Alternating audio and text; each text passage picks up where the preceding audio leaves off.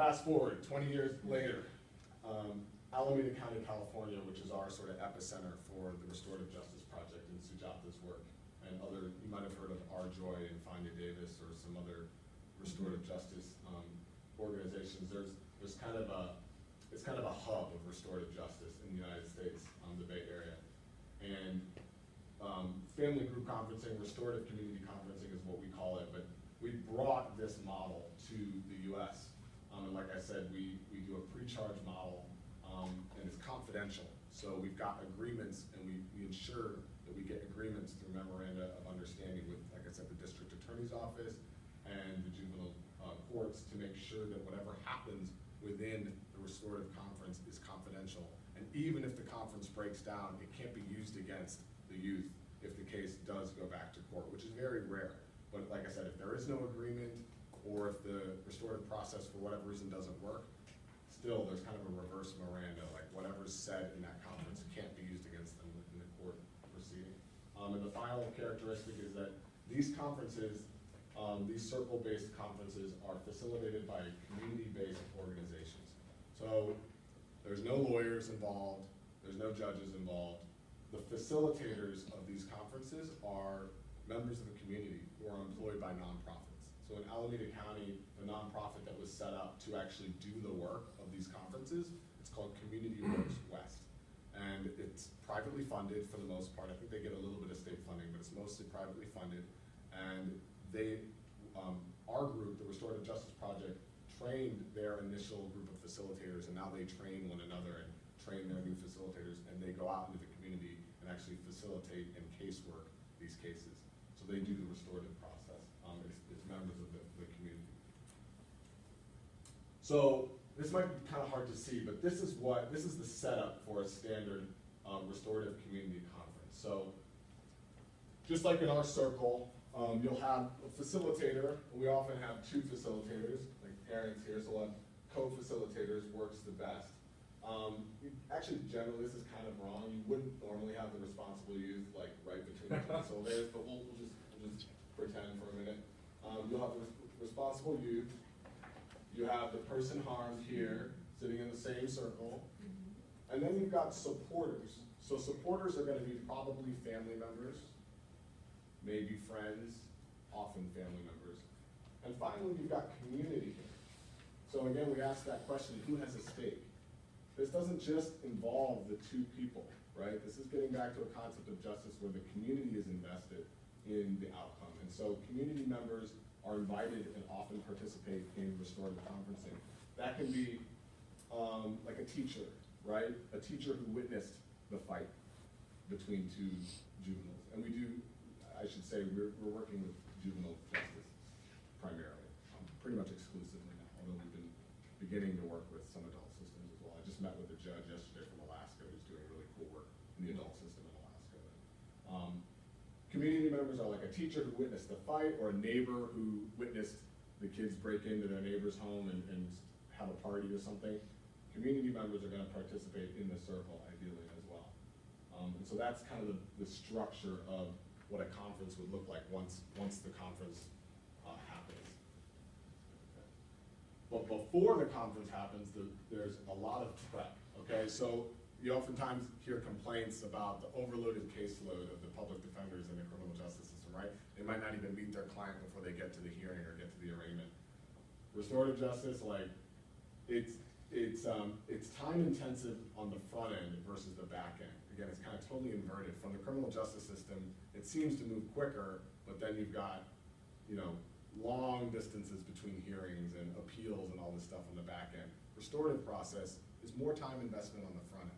The pre-conference prep is critical, okay? So the facilitator will meet with the youth and their family. And in this meeting, what's basically happening here is guiding and working with and asking questions about what happened, and also trying to tease out whether this person's really ready to take responsibility.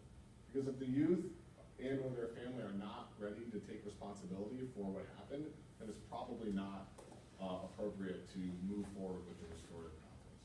Okay, so that's really what the facilitator is doing, and also figuring out or letting them know what to expect in the conference. And that prep is really critical. Same thing, this is supposed to be the same facilitator, meeting with the family of the victims, right? And prepping them, making sure that they're gonna feel safe in the conference, meeting with the person who did them harm, and getting their story about what happened, and understanding their needs.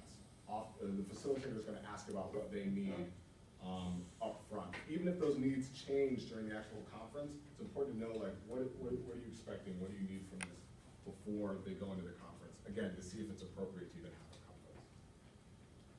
And once that prep happens, then you get to the conference itself, which is, again, in a circle and set up the way I explained earlier. So when is restorative justice suitable? So it's best for non-trivial harms. That means harms where there's actually someone's really been hurt. In a lot of the jurisdictions we work with, the system folks they'll say, okay, let's do this, let's try this out, but we're only gonna do it for graffiti or for minor harassment type charges, right? That doesn't always work because if the parties themselves aren't taking it seriously, it doesn't really work to ask them to go through a full-on restorative conference. You need at least one identifiable victim, really, for this to work, right? So certain types of crimes, if they're victimless, quote, victimless crimes, it might not be totally appropriate for this type of process, although there may be another type of restorative process that's appropriate. The person harmed really needs to be willing to participate. This is really important. You can't force victims to do anything. You don't want to force folks to participate. So if the victim is just adamant that this is not what I want, then it doesn't happen. Or at least in our model, it doesn't happen. Again, there's other things that can be done that are considered restorative, but we wouldn't do a conference in the traditional sense. And finally, like I said, you want the youth to be willing to take responsibility. Okay, so what do victims want? Just a picture of Tinkerbell. And this goes back to the artistic thing. You would be surprised at what it turns out victims actually end up wanting in these conferences. And it can vary a lot. And I've got a video to play. This is a story, the Tinkerbell comes from a story from Sujata, and let's see if the video is gonna play. It's a short video, but I want her to tell this story. I may have shown this one. Oh, did you already show this? Let's see if you guys have already seen this. The artist. The kid who makes the Tinkerbell? Yeah. You saw it? Oh, great, okay. Okay. Maybe we can skip it then. Does everybody remember that? The artist, okay. Oh, okay. And actually, We received a case about a stolen car, Okay. and So- we reached out to the young person that, Yeah, so, were you gonna say something? yeah, I think this was maybe the first class, and